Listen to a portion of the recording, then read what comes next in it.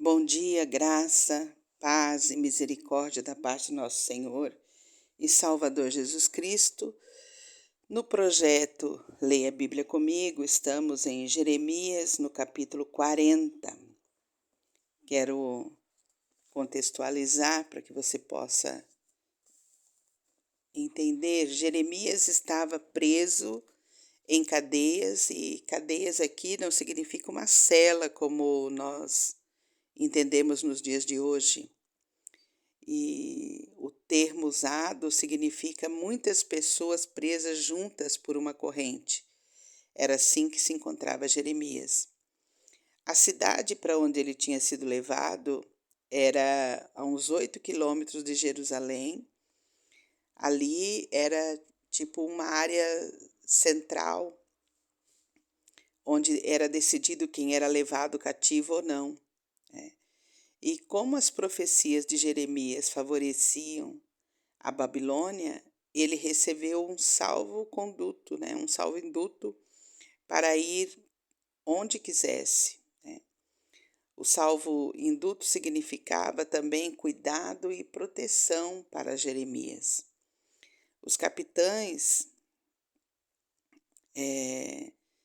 que é citado no texto, eram os líderes de bandos dos judeus que se mantiveram afastados durante todo o cerco, assistindo os resultados e esperando para ver o que o futuro ia reservar para eles,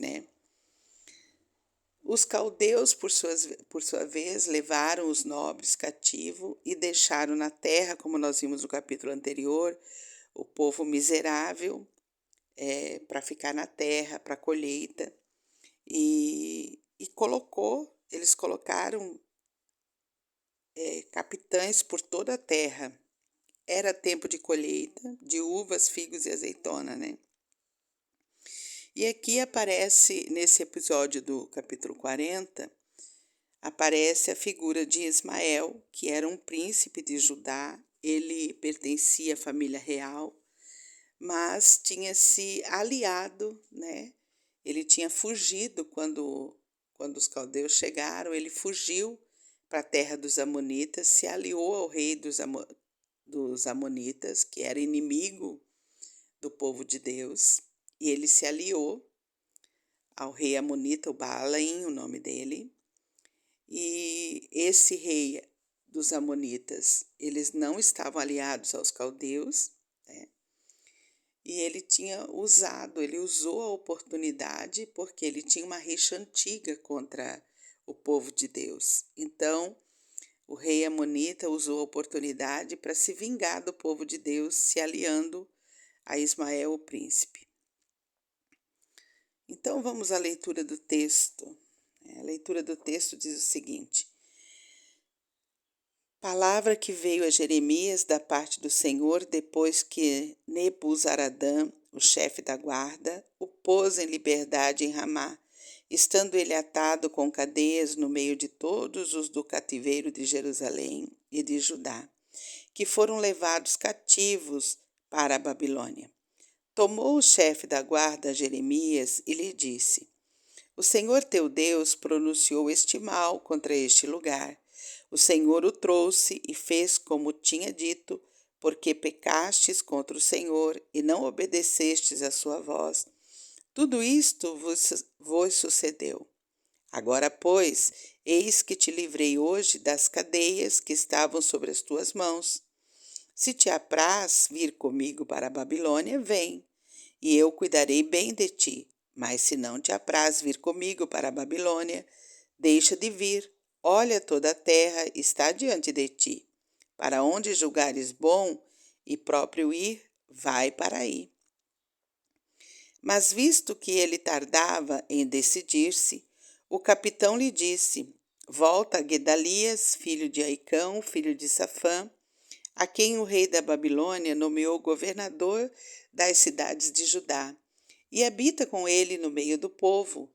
Ou se para qualquer outra parte te aprouver ir, vai, deu-lhe o chefe da guarda mantimento e um presente e o deixou ir. Assim foi Jeremias a Gedalias, filho de Aicão, a Mispa, e habitou com ele no meio do povo que havia ficado na terra. Ouvindo, pois, os capitães dos exércitos que estavam no campo, eles e seus homens, que o rei da Babilônia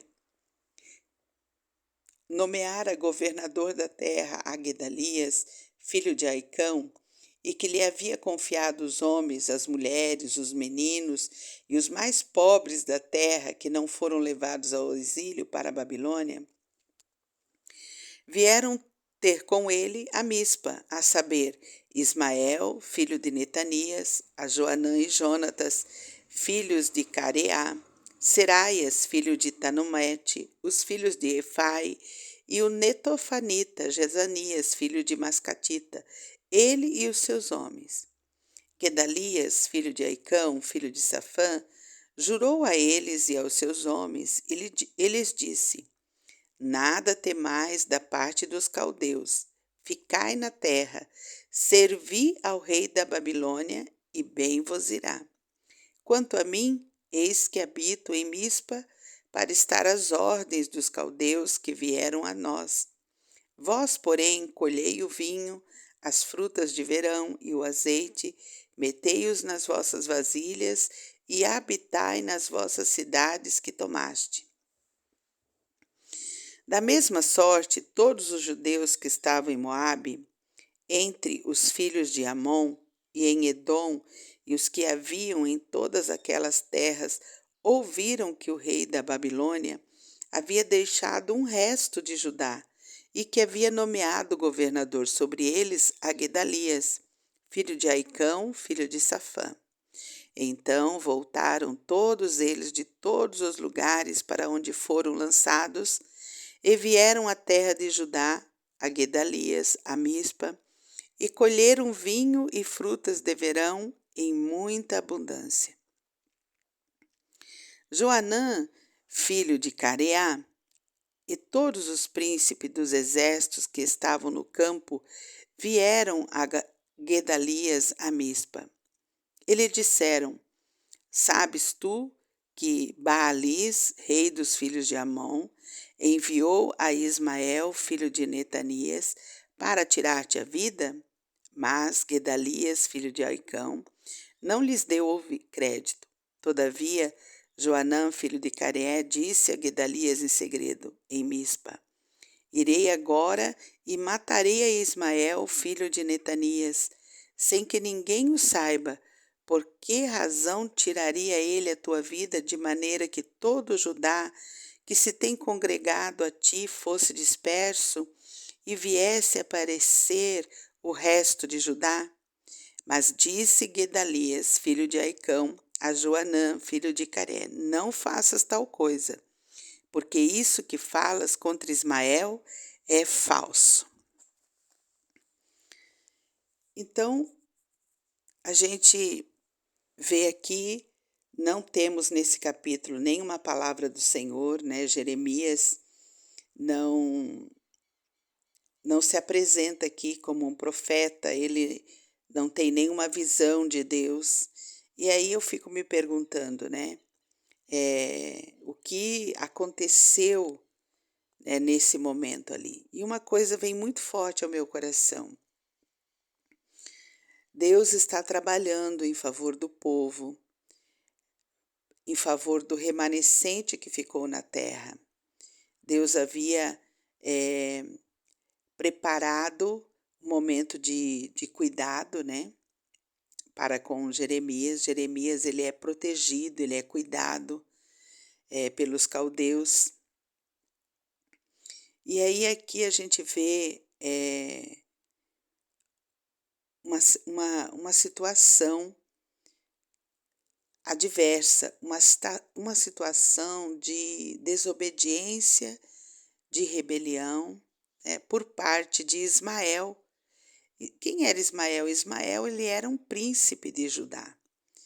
E ele, no momento da guerra, no momento do cerco, ele havia fugido para a terra de Amon, ele havia se aliado ao rei Amonita.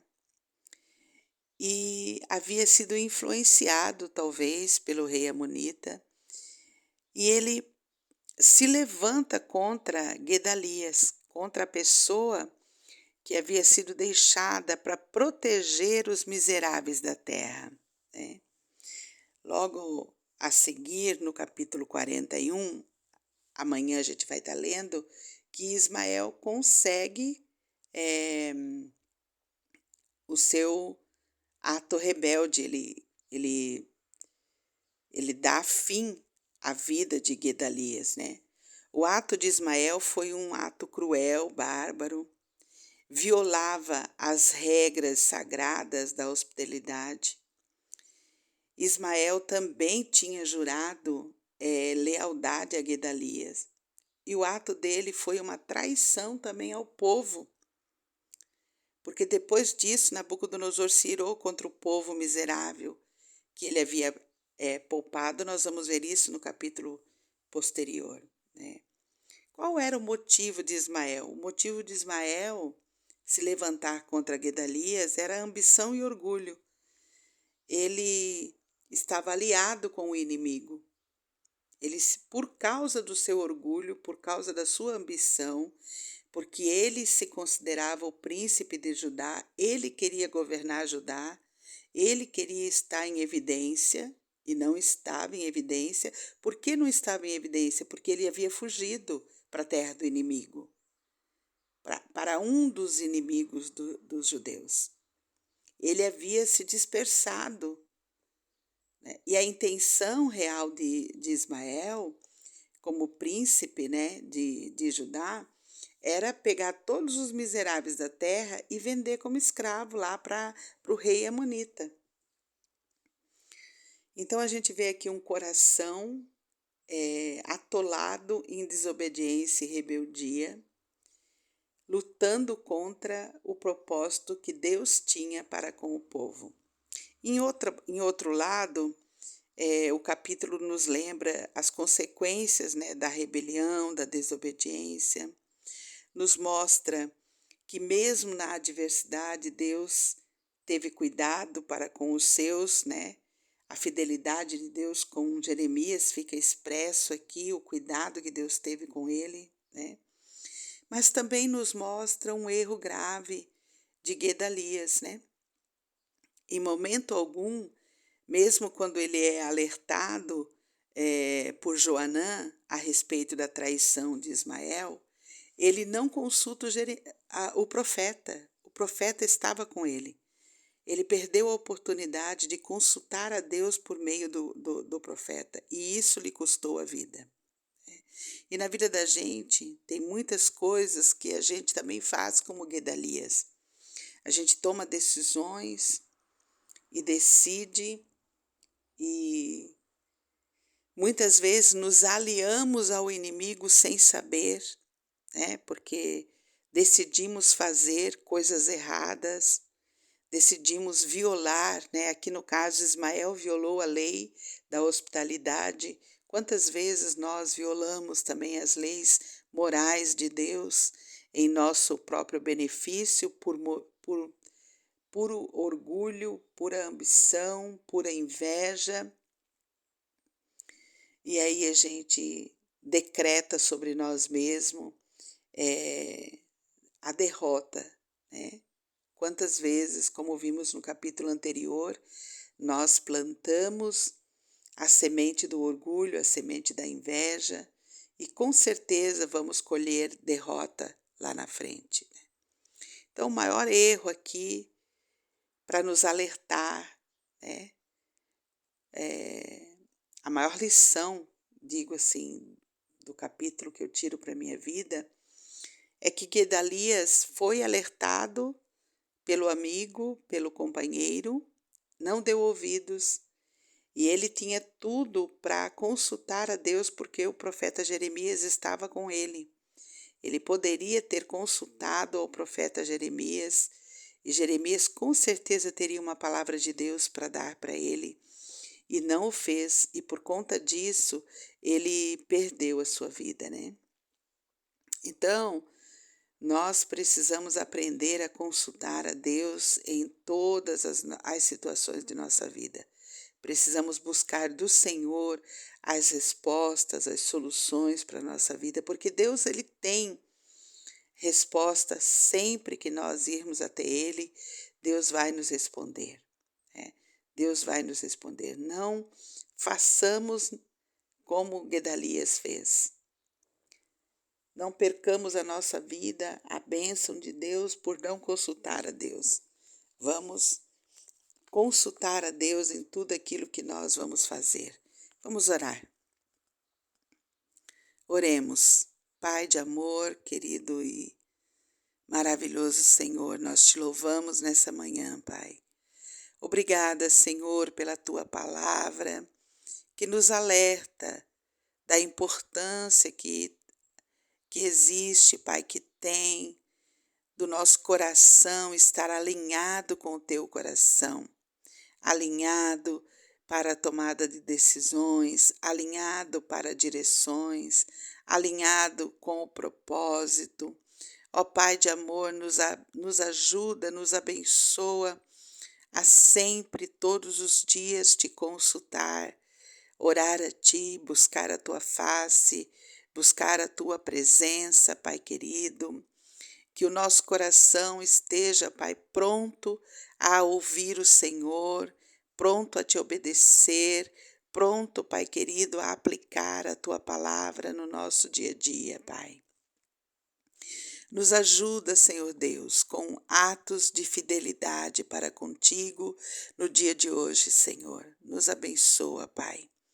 Quero te agradecer, Deus, pelo dom da vida que o Senhor nos dá hoje. Obrigada pela saúde, obrigada pelo teu cuidado, pela tua proteção. Obrigada, Pai, pela provisão que o Senhor tem para conosco, Pai. Nos abençoa, Deus, nos guarda, nos livra de todo mal, Senhor. Quero orar a Ti, Pai, pela pessoa que me ouve, que me acompanha. Senhor Deus, toma essa vida nas Tuas mãos. Se ela tem, Senhor Deus, tomado decisões sem Te consultar, que no dia de hoje, Pai, ela possa se voltar para Ti, voltar o coração para o Senhor, ó Pai, e amar o Senhor de todo o coração, consultando, orando a Ti, buscando a Tua face, Pai, ouvindo do Senhor, ó Pai, qual a direção tomar, qual decisão, Pai querido, que vai lhe fazer o bem, ó Deus. Abençoa, Pai, essa pessoa. Se ela está enferma, Senhor, cura os enfermos, Pai. Basta uma palavra tua, Pai, porque tu és o Deus do milagre. Então cura, Pai querido, cura de toda enfermidade. Ó Deus de poder e de graça. Levanta, Paizinho querido, a provisão da cura, sara, Pai, todas as feridas, sara, Deus querido, a alma ferida, sara, Senhor Deus, todo o coração angustiado, todo o coração, ó Pai querido, que está em tribulação. Ó Pai, vem com teu socorro sobre essas vidas, Pai. Vem com tua proteção, Pai. Aquele que está em conflito, conflitante, Pai, quer seja com família, quer seja conjugal, quer seja pai e filho, vem trazer também calma, quietude, vem trazer paz, vem trazer, ó Deus querido, a alegria do Senhor, ó Pai. E aquele que me ouve, Deus, que ainda não te conhece, Pai, te revela para ele. Que ele possa te conhecer, ó Deus de amor. Que ele possa conhecer, ó Pai, o privilégio de estar na tua presença, o privilégio de ser resgatado, sarado, liberto, salvo, Pai querido, para viver uma vida, ó Deus, que te agrada, uma vida na tua presença, uma vida, Pai querido, dentro do teu propósito, dentro daquilo que tu tens para nós. E a tua palavra diz, ó Pai, que o desejo do teu coração é que nenhum de nós pereça, mas que todos cheguemos, Pai, ao conhecimento do Senhor, cheguemos ao conhecimento da salvação, de uma vida de alegria, de paz, uma vida de abundância na tua presença, Pai. Nos auxilia, Deus, nós precisamos de Ti hoje, Pai. Ó Senhor Deus, Deus de poder e de graça, nos abençoa. É o que nós oramos e pedimos no nome santo de Jesus. Amém e amém. Até amanhã, se Deus nos permitir.